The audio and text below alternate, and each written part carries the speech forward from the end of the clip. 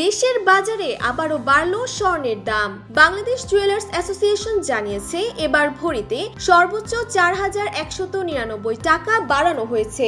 এর ফলে সবচেয়ে ভালো মানের অর্থাৎ ২২ ক্যারেটের এক ভরি স্বর্ণের নতুন দাম দাঁড়িয়েছে ২,৩২,০৫৫ টাকা।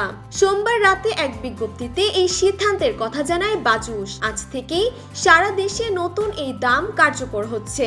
স্থানীয় বাজারে তেজাবি স্বর্ণ বা পিওর গোল্ডের দাম বেড়ে যাওয়ায় সার্বিক পরিস্থিতি বিবেচনা করে এই নতুন মূল্য নির্ধারণ করা হয়েছে।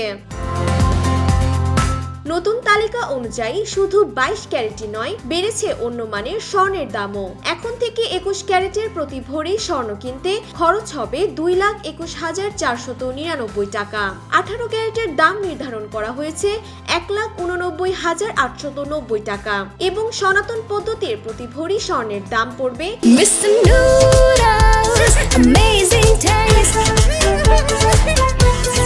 ১,৫৬,৮৮১ টাকা। তবে ক্রেতাদের মনে রাখতে হবে এই মূল্যের সাথে সরকার নির্ধারিত ৫% ভ্যাট এবং বাজুস নির্ধারিত ন্যূনতম ৬% মজুরি অবশ্যই যুক্ত করতে হবে।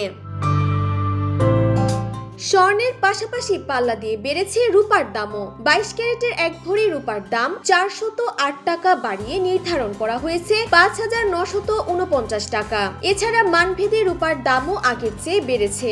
আন্তর্জাতিক বাজারের অস্থিরতা আর স্থানীয় চাহিদার কারণে স্বর্ণের এই ঊর্ধ্বগতি সাধারণ ক্রেতা ও ব্যবসায়ীদের মধ্যে নতুন উদ্বেগের সৃষ্টি করেছে।